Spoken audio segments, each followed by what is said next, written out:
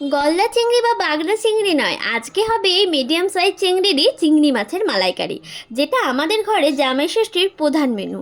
তো প্রথমেই চিংড়ি মাছগুলোকে ছাড়িয়ে নুন হলুদ মাখিয়ে রেখে দিতে হবে।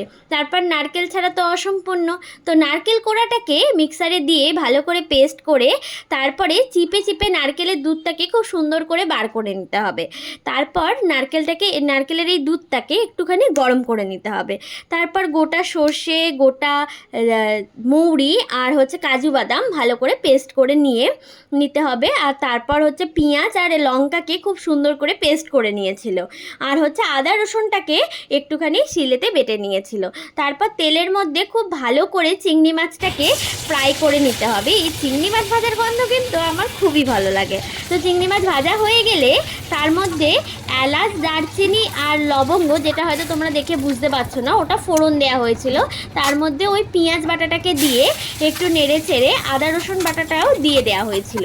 তারপর আদা রসুন বাটাটা দিয়ে নেড়ে চেড়ে ওই সর্ষে, মৌরি আর কাজু বাদাম পেস্টটাকে দিয়ে খুব সুন্দর করে নেড়ে চেড়ে তার মধ্যে আবার হলুদ গুঁড়ো, একটুখানি চিনি আর হচ্ছে নুন অ্যাড করা হয়েছিল। তারপর ওই মশলা গোলা যে জলটা মিক্সির, ওইটা অল্প অল্প করে দিয়ে ভালো করে মশলাটাকে খুব সুন্দরভাবে মামুনি কষে নিয়েছিল। তারপরে এটা যেহেতু একটু মিষ্টি মিষ্টি হয়, আবার কিন্তু অনেকটা চিনি অ্যাড করা হয়েছিল।